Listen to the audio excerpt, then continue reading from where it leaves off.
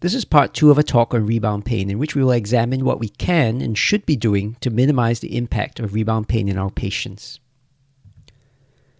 First of all, the answer is not to avoid regional anesthesia and peripheral nerve blocks. Studies that look at patient satisfaction and willingness to have a similar anesthetic in the future all show that the vast majority would choose to have a nerve block again even after they experience excruciating rebound pain.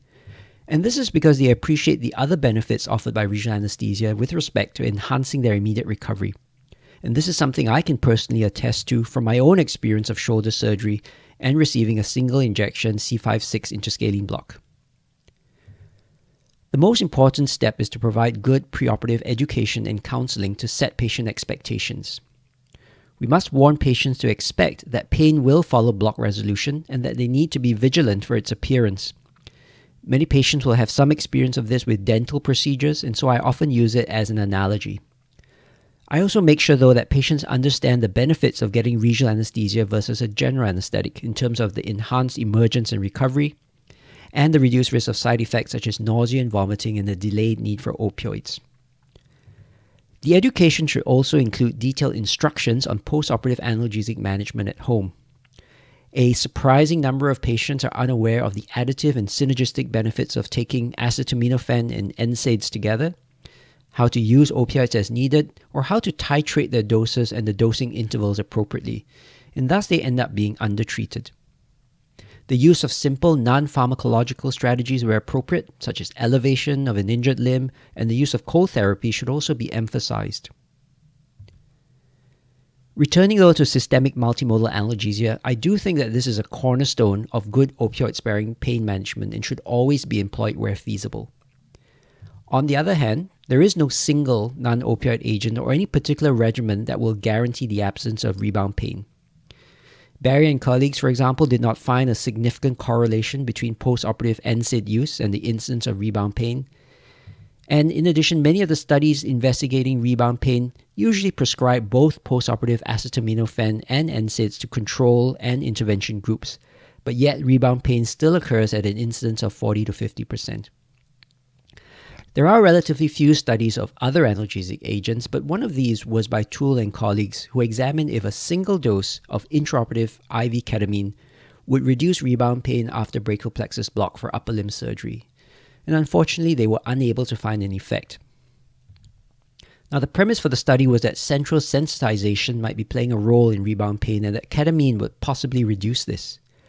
However, I think that given that the duration of axillary block was 5 to 6 hours on average, it could well be that the duration of this single dose of ketamine was too short to have any impact on central sensitization from the nociceptive impulse, which will only be transmitted to the spinal cord once the block wears off. Perhaps an infusion of ketamine or multiple doses would have more impact in this setting. It's worth noting that access to rapidly acting potent analgesics also doesn't eliminate the problem. Several studies have observed rebound pain in their patients despite providing them with not only regular NSAIDs, but also a background opioid infusion and IV PCA. This suggests that delay in access or onset of analgesia may only be a minor contributor to rebound pain. So I think once again we return to this inescapable fact that a rise in pain and analgesic requirements is inevitable as a block wears off. But what a good multimodal analgesic regimen may do is attenuate that inevitable rise in pain. In this study from Hospital for Special Surgery, a very comprehensive multimodal analgesia regimen was used, as you can see here. And although they still observe this uptick in pain scores and opioid use on the third postoperative day after shoulder arthroplasty, compared to that first postoperative day, it was actually mild in the majority of patients. Note too from the data that you're always going to have outliers, which is a basic fact of life and reminds us why we should not practice just based on anecdote or limited personal experience. So what else can we do? Another strategy to incorporate is to prolong the analgesia to better match the pain trajectory, which in most painful surgeries lasts beyond 24 hours, as you can see here. There will therefore be an inevitable rise in pain scores beyond postoperative day 1 as single injection blocks wear off. However, pain scores do decrease with time, particularly beyond 48-72 hours, So extending the duration of the block accordingly may reduce the severity and thus the impact of any rebound pain. As an example, compare the pain profiles of these two studies of ankle fracture or RIF surgery. The one on the left comparing a single shot popliteal block with no block at all, and the one on the right comparing a single shot and continuous popliteal block for 48 hours. You see that the continuous block prevents the rebound pain seen with a single injection, and also that between 48 and 72 hours, the curves are starting to converge in both cases, and there isn't a rebound peak as the catheter infusion is discontinued. Catheters are the obvious way to extend duration of peripheral nerve blocks, and they do provide the most flexibility. Weighed against that is the fact that they are more technically demanding and resource intensive to insert and maintain, and not always feasible in every setting, especially ambulatory patients. Nevertheless, the advent of simpler catheter over needle sets and the availability of disposable pumps with more sophisticated settings and larger volumes that can last up to 4 to 5 days are making them a compelling option to consider. Liposomal bupivacaine is another option, but I have no experience with it at all, and it is a controversial topic that I have not explored in any detail. So I won't comment apart from pointing out that it has been studied in shoulder surgery, applied both as local soft tissue infiltration and also as the injectate in an interscalene block, which is currently the only approved nerve block indication. The literature is somewhat mixed on its benefits, and its cost effectiveness remains a point of debate. You'll have to come to your own conclusions on how it might fit into your practice. Now, additives to the local anesthetic solution are the other way to go, and they're much more established. Dexamethasone and dexmedetomidine are the two agents most widely studied and used in recent years, and they both appear to prolong block duration and the duration of analgesia in general. When it comes to rebound pain specifically, though, some interesting research has emerged with regard to dexamethasone. There are now at least 3 prospective RCTs in shoulder and upper limb surgery showing that rebound pain can be prevented with the addition of perineural dexamethasone. 2 of these were in arthroscopic shoulder surgery, and the other was in a mixed population of ORF surgery for proximal humeral fractures and more distal upper limb fractures. Patients had long-acting local anesthetic administered, ropivacaine or bupivacaine, and in the intervention groups, perineural dexamethasone was added at doses of 3.3, 5, or 8 milligrams. The incidence of rebound pain was dramatically reduced in all 3 studies. Put another way, these studies show that if you add perineural dexamethasone to your blocks, fewer of your patients will experience severe pain when the block wears off. It's interesting to ponder why this might be the case. Now, as expected, the dexamethasone groups had prolonged analgesic and block duration, measured by the time to first analgesic use as well as patient-reported times to block resolution. I don't think this is the only factor, as pain after this kind of surgery usually remains severe for over 24 hours. In Wu's study, we see that patients who did experience rebound pain in the intervention groups had similar peak pain scores to the control groups, just that the onset of this pain was delayed. Now, in the rest of the patients, which was the majority, the peak pain that was experienced if perineural dexamethasone was given, as the block resolves, was much lower in intensity.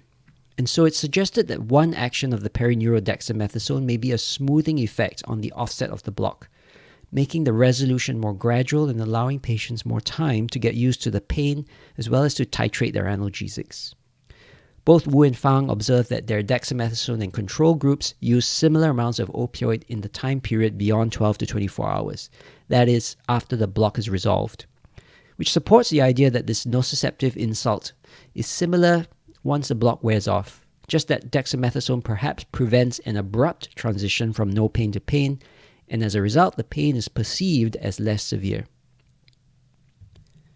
I'm sure the question on your mind is whether IV dexamethasone will have a similar preventative effect.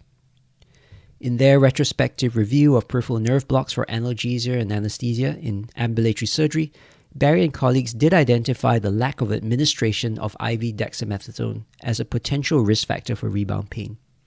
However, we still do not have equivalent prospective studies for IV dexamethasone as we do for perineural dexamethasone. What I'll say is that IV dexamethasone does work well for postoperative analgesia in general, and I would always recommend it, especially as there are no significant adverse effects from a single perioperative dose. However, increasingly I believe that it isn't the same as perineural dexamethasone when it comes to the effect in peripheral nerve blocks. It's worth noting that in recent systematic reviews, Perineural appears to be superior in prolonging analgesia, and that 4 milligrams seems to be the optimal dose. I also want to highlight this 2015 study, which I think deserves to be better known, and it presents some compelling arguments for using perineural dexamethasone. This was a rat study of sciatic nerve block with bupivacaine, and they studied the following interventions: bupivacaine with added perineural dexamethasone in 2 doses, a low dose of 0.14 milligrams per kilo, and a high dose of 0.5 milligrams per kilo. A group that also received bupivacaine, but now with a high dose of dexamethasone administered intramuscularly to represent systemic administration. There was a control group of 0.5% bupivacaine alone and 2 other comparison groups who received perineural block injections of either normal saline only or 0.5 milligram per kilo dexamethasone only. And the results, as shown in this graph, were very interesting. First, perineural dexamethasone alone did not produce sensory block to heat stimulation. When added to bupivacaine, only the high dose of dexamethasone, as shown by the red line here, prolonged sensory blockade in rats compared to the plain bupivacaine. Neither the low dose nor the intramuscular dexamethasone had any apparent effect on prolonging the conduction block compared to plain bupivacaine. And the same pattern was seen for the motor block.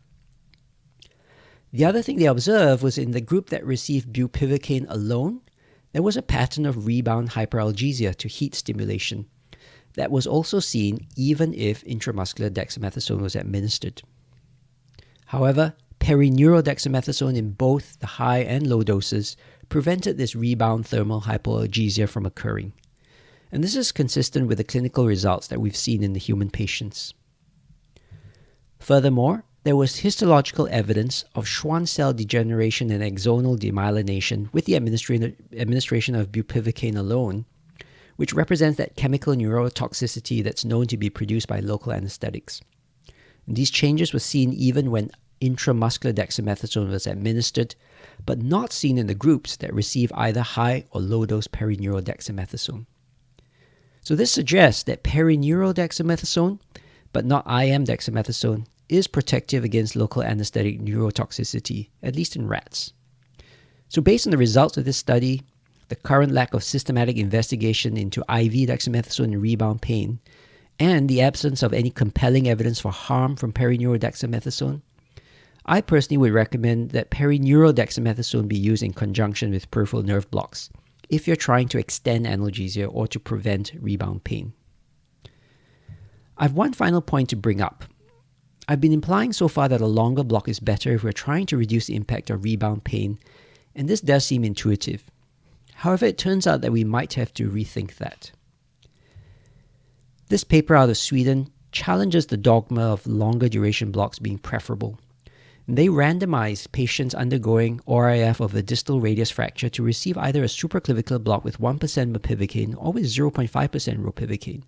And then they had a third group that received general anesthesia only with no local anesthetics. As expected, the block duration was much shorter in the bupivacaine group. Note that when the patients rated their pain, when the block wore off, it was basically the same, a 5 out of 10. However, when we look at pain scores at set time points, something interesting is observed. At 2 hours after the surgery, all patients who receive ropivacaine still have a working block and thus report no pain. The GA group, on the other hand, is experiencing the same pain of about 5 out of 10 that the block groups have when their block resolves. And then the mean pain for the bupivacaine group is somewhere in between because some of them have a working block and some don't. Opioid use in this period reflects this pattern. It's lowest in the ropivacaine group, highest in the GA-only group, and somewhere in between for the bupivacaine group. However, at 24 hours, the ropivacaine patients are now starting to report their rebound pain, and they have the highest pain scores. Although, to be fair, it is less than 4 out of 10 or mild in severity. Nevertheless, what is most fascinating is that the bupivacaine patients have the lowest pain scores. You might ask if we've missed their peak of rebound pain in that 2 to 24 hour interval, but look at the opioid consumption in this interval. The mepivacaine patients had the lowest opioid consumption during this period, using half of the opioid that ropivacaine patients did.